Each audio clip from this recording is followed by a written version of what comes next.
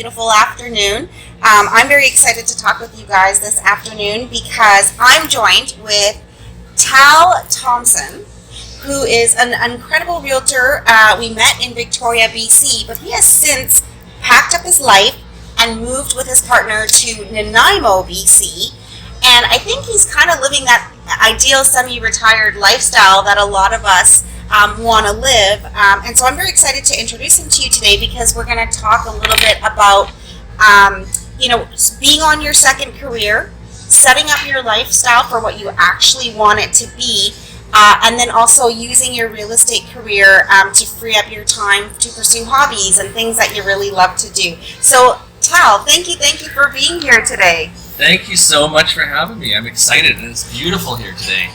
Oh, Finally, yeah. is summer here? I know, right? Oh, I God. hope so. I hope so too. I hope so too. Yeah. And so, Tal, I'm so excited to dive into all of these topics. I know we talked even just before recording about a lot of these things. Why don't we start with a little bit of a snapshot of what was your life like before, in your first career? Sure. So, in my first career, just like a lot of people, I took a job that was 9 to 5. It was basically, in a cubicle or in an office. It was the banking industry. I had several positions within the banking industry. Not exactly creative, not exactly interesting. Paid well. Benefits were great. For the most part, the people were great that I worked with. But then, 25 years into it, there was layoffs that happened. And I was one of the last people to get laid off. So it didn't come as a surprise. I was expecting it at some point. I see. Okay. And that's when I it hit me when I left the office that day thinking, do I really want to spend another 15, 20 years, I don't know, in a cubicle? Right. Of course. And the answer was no. I do not want to do that. So what happened was I was really lucky because my partners. So if we could just slow that down a little bit, I just want to make sure I understand. So you get this layoff, and now you're trying to understand: do I go look for another job, or do I do something else altogether? So and the easy route for me to take would have been: I have like 25 years experience as a mortgage underwriter. There's all these other things to do with banking. I could have walked into any credit union, any bank, and come and have a job immediately. Right, of course.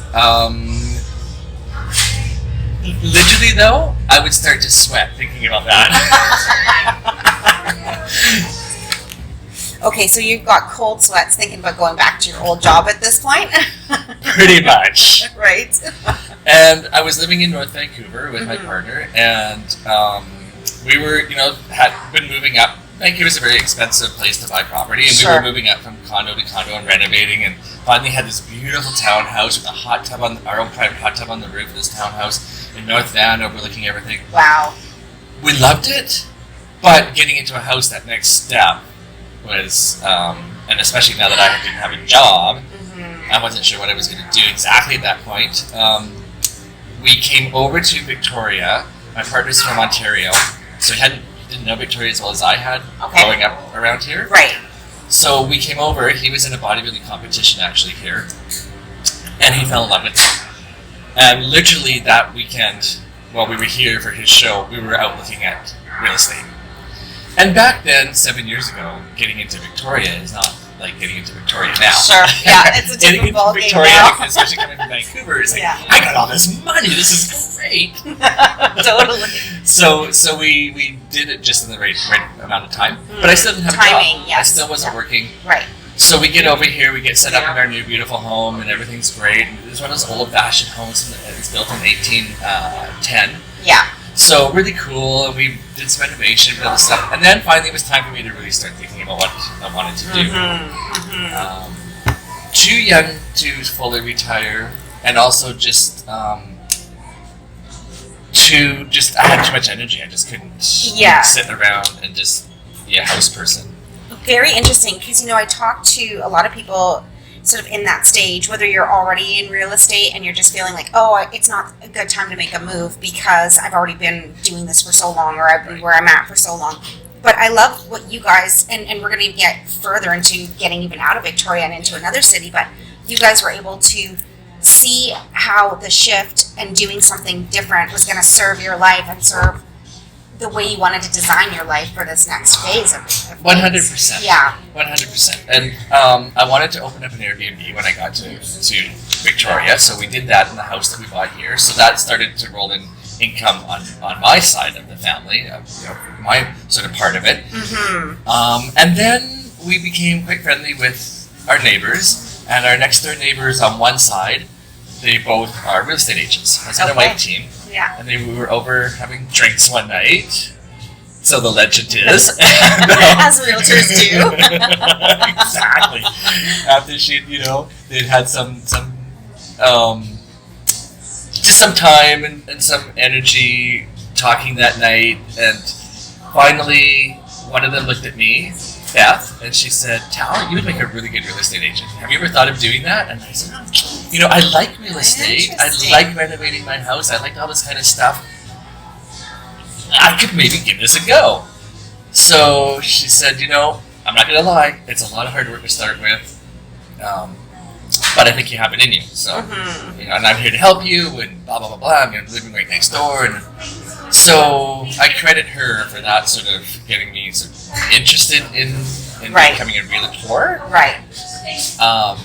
So then, just like every new person thinking about it, I looked into the EBC school, Saunders School, and found that I got a book about, 85 inches thick that I had to go through. Yes.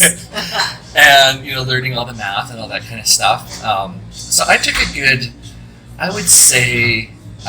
7 to 8 months of just studying that that book and just taking different exams and things like this just to gear myself up for it. And I actually signed up with a lady out of Nanaimo who was coming down to Victoria and teaching you specifically for taking the exam. That really helped. So, got the license and was on my way. Okay, yeah. And the fun part of it is when you first get your license, you start sort of networking with all your friends and all this kind of stuff. And for me, anyhow, how it worked was, this friend actually does real estate. This one wants to move. This one wants to do that. This one, and everything was going so great. So things are clicking into place. You get licensed, and then you're telling or letting your sphere or people know that you're now a realtor. Yeah. And things start clicking into place. Exactly. Okay, cool. Exactly. Yeah. And I found, so yes, it's not a 9-to-5 type, go into an office type job, but it is a job that you have to be on top of 7 days a week, almost 24 hours a day. But it doesn't work out to be 24 hours a day. It works out to be, it's 3 hours on a Monday, you're out showing homes, and then maybe you're writing the offer, and then Tuesday, so it kind of all worked out the wash. Yeah. Total flexibility. And that's what really hit me about it. I thought, this is great. I can go outside and do yard work. I can do whatever I want, at these other times that I'm not with my clients. Right. Or writing contracts or doing these other things involved in real estate. So for someone, in their 50s like me, that was the perfect solution to all of this. That's amazing. And what I love about your story is that it just is one of those things where you were so conscious about, hey, because you could have easily gone back to your corporate job and put in another 15 years at that point. Yeah. Yeah. And then who am I working for? Well, then I'm working for somebody I probably wouldn't even know, because half the time these companies are so big, you have no idea who it is. Right. Or am I going to work for myself this time? Yeah. Yeah. Wow. And I chose the latter. Entrepreneur at heart. Yeah. Yeah. And so I went along with that for several years in Victoria. And at the same time still doing the Airbnb. And we'll get into a little bit of the Airbnb stuff, because I think it's quite interesting for people who are looking to purchase in Victoria or in Nanaimo and just want a little bit of extra income. Yeah. Yeah. We'll talk about that. But the few years went along, and real estate was going fine, and everything was going fine, and the market went crazy. COVID hit, the market went crazy here. House prices jumped. my partner was still working out of an office in North Vancouver. Okay. So the drive from Victoria to Sydney, over to Tsawwassen, through the tunnel, through downtown Vancouver, Northman was really starting to get to him. Right. He was doing it a couple times a month. Wow. Okay, so you're living in Victoria and your partner is commuting to Vancouver for his clients because he runs a landscaping firm. Yeah, he's a landscape architect. Yeah. And so he does a lot of homes over in North Vancouver, West Vancouver, a lot of sort of the wealthy sort of areas of town there. Right. He also would do MDUs, multi-development units. So he designed all down by the waterfront in Vancouver there where the Expo 86 used to be. Very cool. So that's all his design down there. Wow. All the new stuff. So he has a lot of clients over there.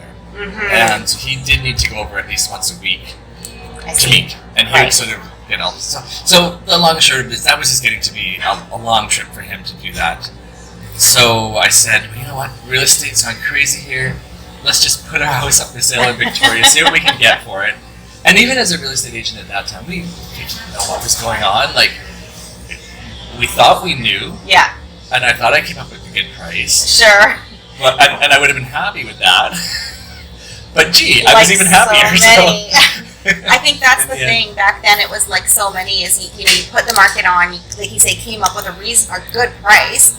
In many cases, an aggressive price, and then there'd be so much competition that it would even blow your outside goals out of the water. It did. So you do that, and it allows you guys to now make another kind of life design shift and move to Nanaimo. Yes. And I have two questions about that because the cool thing about this is you're moving there for ease for your partner for his work. Yeah. But your job is so mobile that you can just pick up and recreate what you did in Victoria over in Nanaimo. Right.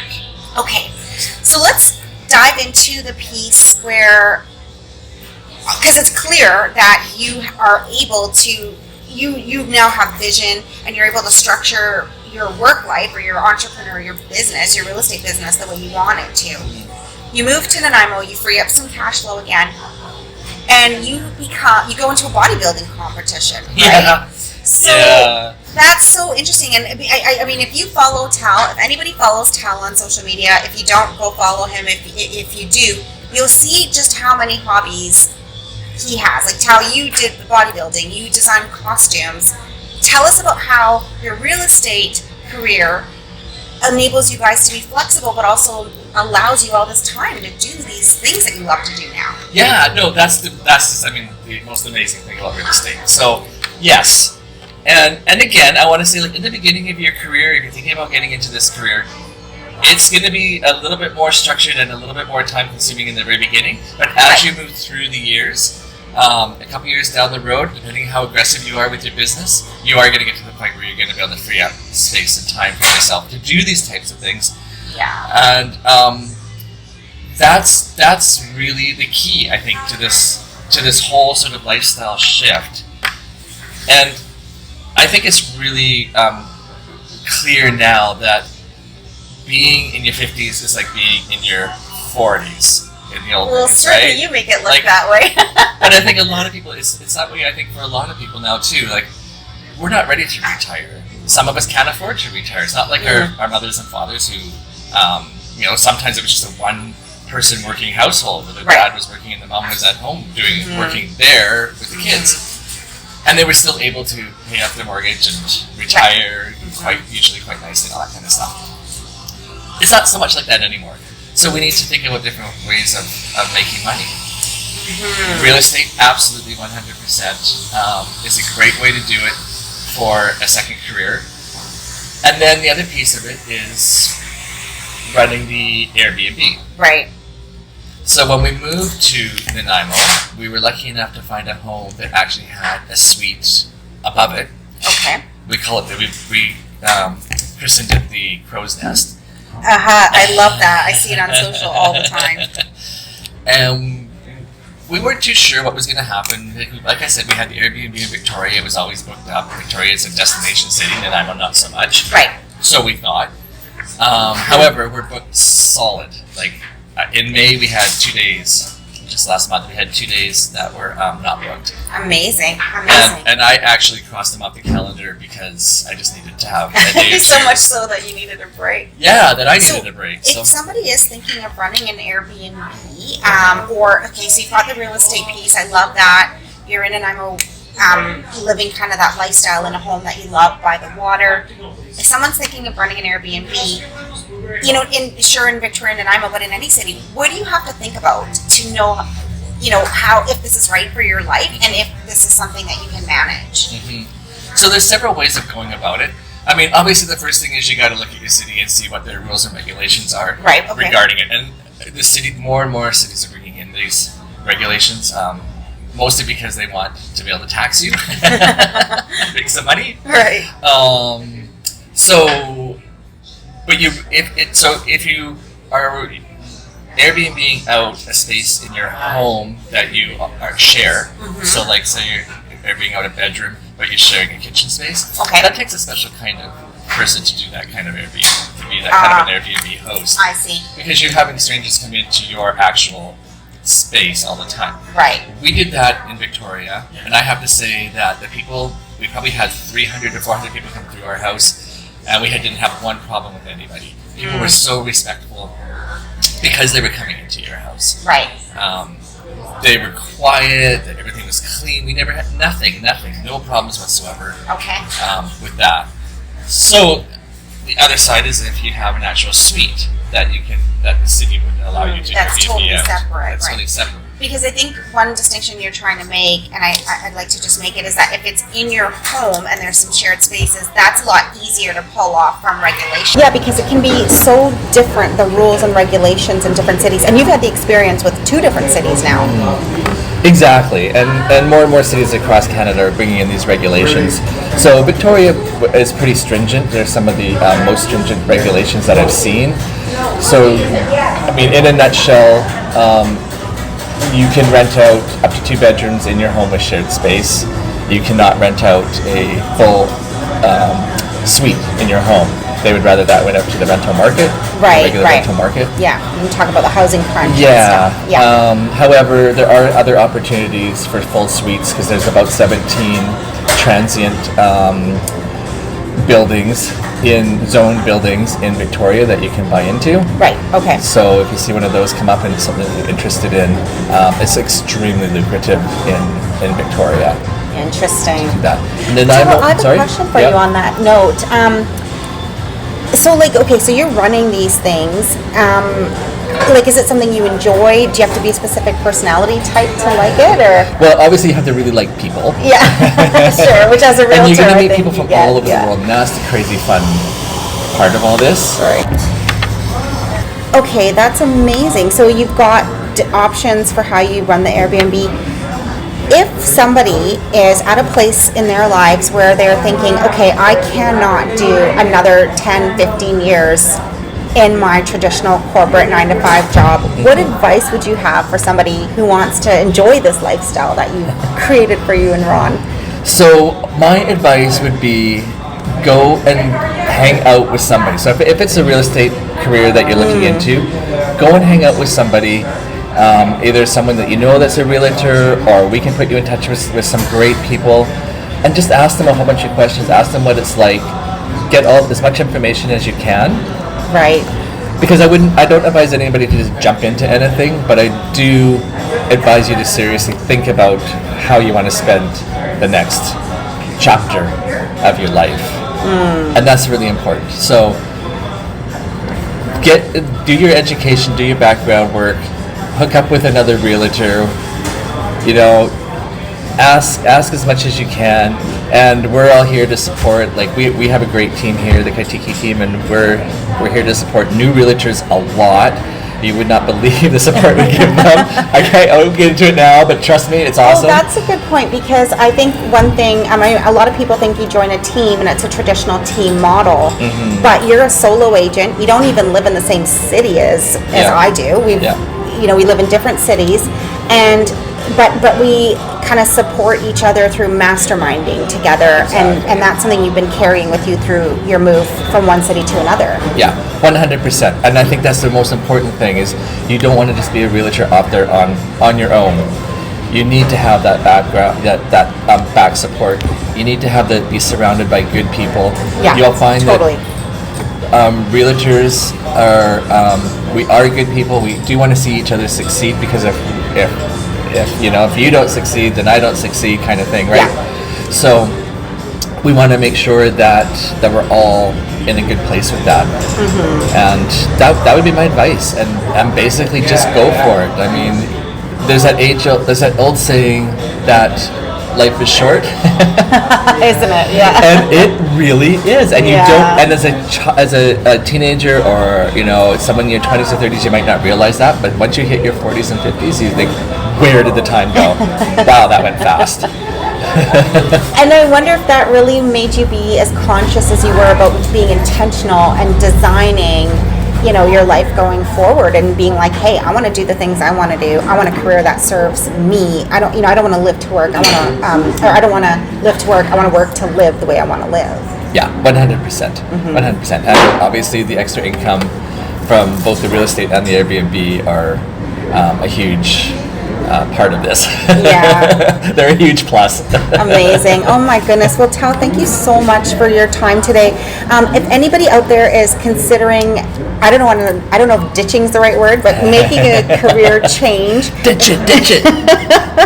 If your first career is no longer where you want to be, and you really want to get some good advice on designing the next chapter, please reach out to Tal. There's going to be links in the description on how you can find him on social and any other way that you can find him. Reach out to him, because he's a wealth of information on how to really create the second chapter of your life beautifully. Exactly. Thank you so much for having me. That was awesome. Thank you, Tal. Bye for now.